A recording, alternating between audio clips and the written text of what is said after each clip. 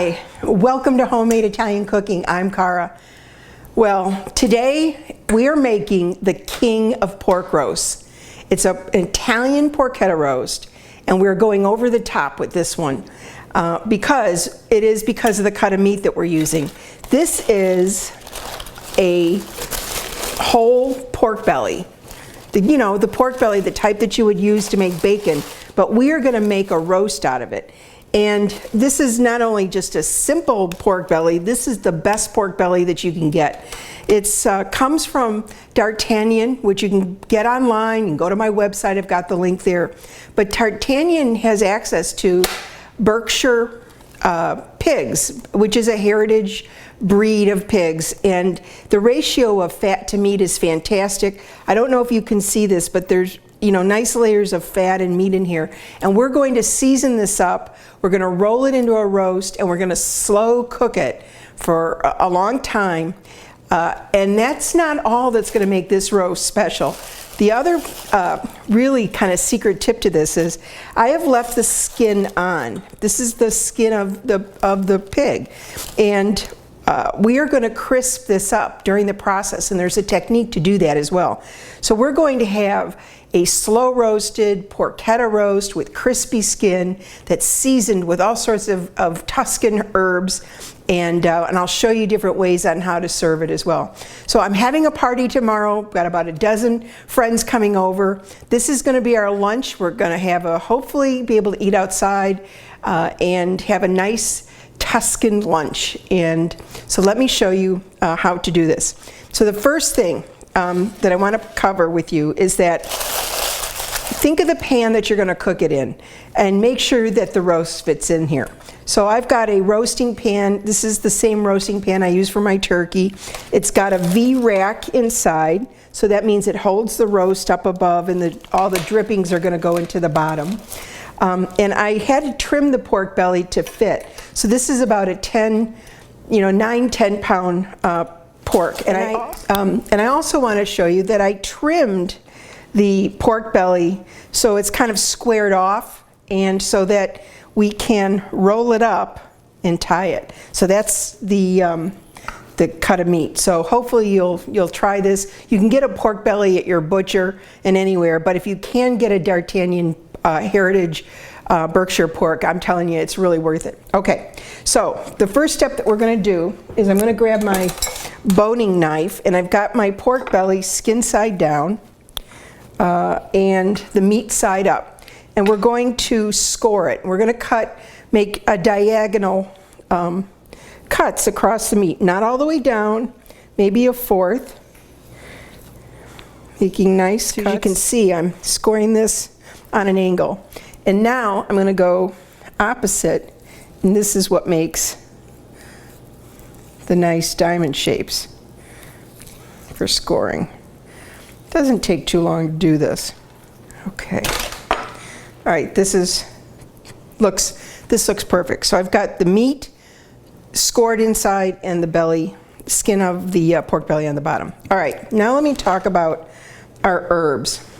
So what I've got here are several things going. First of all, you need to have a lot of rosemary. Tuscan herbs, rosemary, we've got some thyme. We're going to put fennel and black pepper, red pepper and garlic and salt. So that's pretty much it.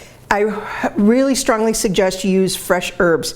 So for all of this, it's going to take a few extra minutes to do them, the old-fashioned way, but it's really worth it for the flavor on this. So, of course, in case you don't know how to prepare your rosemary, it's a sprig of rosemary, and you just pull down, and all of the leaves come off, and you're left with the stem, which, of course, I always like to not waste anything. Take that top one off and throw the stem away. And the same goes for the thyme, little sprigs of thyme. Hold it from the top and just strip down, and you'll be left with the stem, and all the leaves are here. All right, so I've got that. But now the next thing you want to do is a mortar and pestle. I've got my herbs, which I'm going to put in here. This is the rosemary, and the thyme, and these are several tablespoons of each. Now what I've got here is, this is toasted black peppercorns, and I took the whole black peppercorns and whole fennel seeds. These are the flavor. Fennel is usually what you see in Italian sausage. I took those and I toasted it in a dry pan. So this, you know, it takes a few minutes. Just when you start to see them turn a little bit of a color and you'll get that fragrance. And then I, you know, did the easy thing is I put it in a teeny little, you know, coffee grinder, spice grinder that I have, and that gets this started. And the fragrance of this, and they're still warm in this bowl, they just smell wonderful. So this is several tablespoons of each. Going to pour that in as well. Set these aside. Okay. I'm going to add just a pinch of red pepper flakes, just because I always do like it. And now the most important thing really in this, I think, is the garlic. And I've got a whole head of garlic. These are all the cloves. It's probably, you know, at least a dozen whole cloves of garlic, and I'll show you what to do with that. You take, and the easy way to peel a clove of garlic, you cut the end off, and this is the end where it was attached to the bulb, and then you've got a whole thing here. Then just smash it with the flat end of your knife. Look at that, the paper comes right off, and you got a whole thing of garlic. Got one more. And do a smash. And the paper comes off really easy that way. And it makes it so much easier. And now what I'm going to do is I'm going to mince all this, rough chop it. This is a lot of garlic. Okay, so we've got the garlic chopped, and there's a lot of it. And I'm going to put it all inside this pestle. And now we're going to add, and I'm just putting a big handful of kosher salt in here. We're going to want to really salt the inside of this pork meat really well, because it's the only time you're really going to get the salt on it and the flavor. And now I'm going to make my paste. And this is fantastic. Little arm work here. The garlic, oh, it smells fantastic. I hope you can see that. Okay, and now we're going to take this fabulous, fragrant rub, and we're going to start to massage this in. Every little crevice here that you can. And as usual, I'm making a mess, but that's okay. Oh, okay. Looks great. I'm going to clean this up, and then I'm going to show you how to roll it up and tie it. What I'm starting to do is to cut some butcher twine. And I'm laying it out just to make sure I've got the right length. And I might cut one more. I think that gives us 5. And that should be enough to tie up the roast. Okay, so now, here's the fun part. So you're going to carefully tie it up. Roll it like this with the seam down. Okay. And a couple things. You know, what's nice, you don't want the skin to be inside the roll like a jelly roll. So the two ends of the skin are meeting right at the bottom, which is what you want, because you want those to cook. You don't want those to be inside. And now we're going to put this seam side down, and working from the outer corners, we're going to tie this.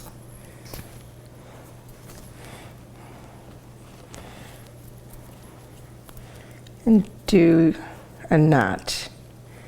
We can always trim that string later. Okay. And then work on the other side. And look at all that meat popping out. Oh, it's going to be awesome. Okay, get that nice and tight. Roll that up. And get this at the end. Okay, get that tight. Make a knot.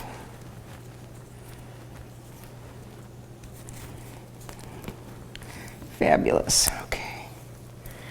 And we're going to continue. Okay. And then I'm going to trim off these ends. Keep it neat.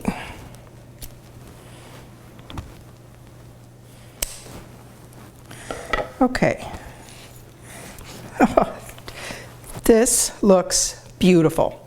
Now, the last thing that we're going to do, so this is 2 tablespoons of kosher salt with 2 teaspoons of baking powder. And what we're going to do is rub this all over the outside of the pork. And this is going to help keep the skin crispy.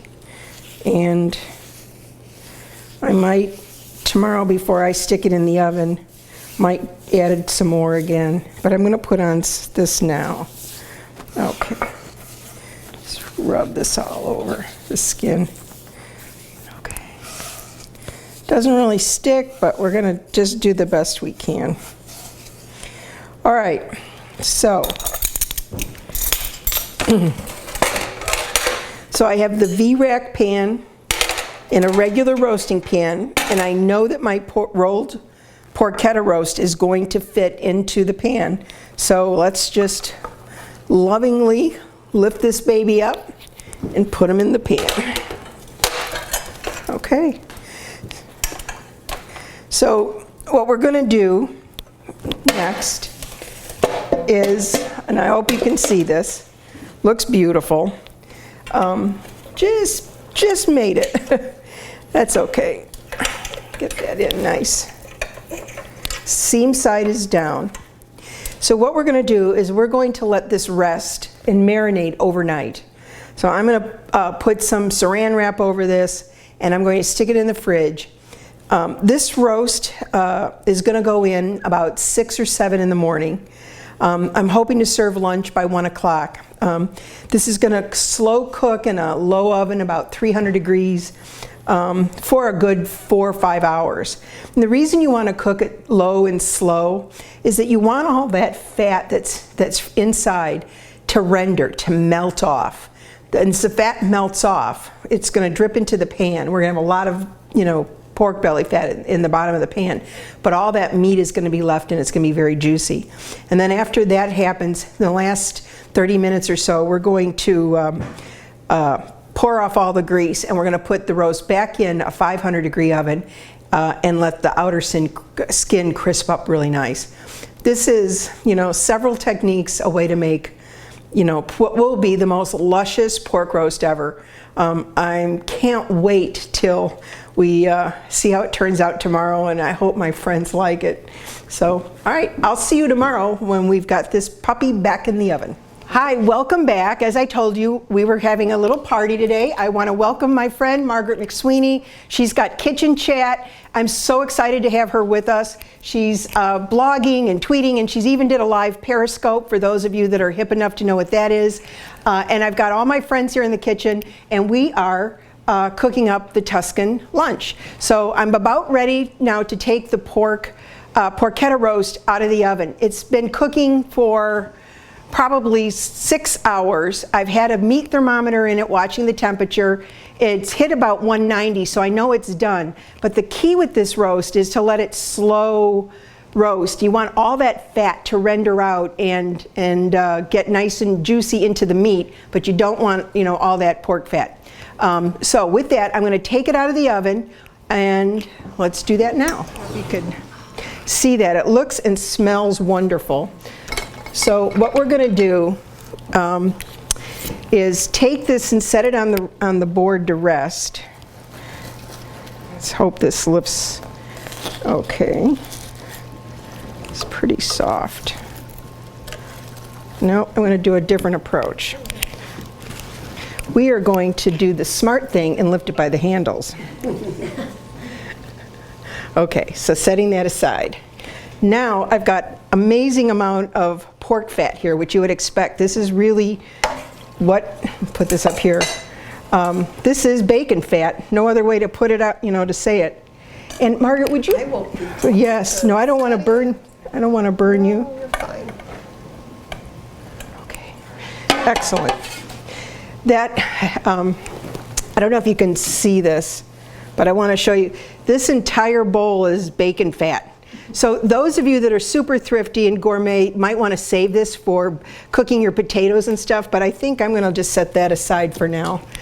All right, so now I've got the oven up to 500. And so the point of this is we're going to let the skin on the roast blister. Now you might notice it's got some white crusty stuff on there. That is the salt and baking powder that we rubbed on it yesterday. That was going to help keep it crisp. And so it did. So it will sort of bake off when we get it crispy. You can also see that the layer of fat has really thinned out. I hope you can see this in the camera, but most of the fat is rendered out of this. So, you know, when you think you're eating a bacon roast, you know, really it's the meat that's left. So we're going to put this back in. I'm going to rotate this once when the skin starts getting real crispy, and then when it's done, we'll let it sit and rest for about 20 minutes before we slice it. All right, so it's been about 6 hours or a little longer. Our porchetta roast is done, and I hope you can see how incredibly crispy it is. I'm going to tap on the skin, and you can hear the crispiness. It's rendered out a lot of fat. It looks like the meat is left, so it's been resting about 10-15 minutes, and we're going to try cutting into it now. I'm using a large serrated knife, and this is the moment of truth.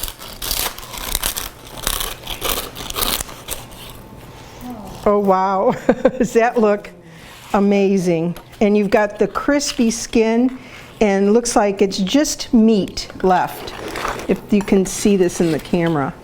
And for everyone here that's going to be dining on it, and I'm going to do the crazy thing and taste it. So I've got some meat, some crispy skin, and we've waited a long time for this, so I'm going for it. Oh my God.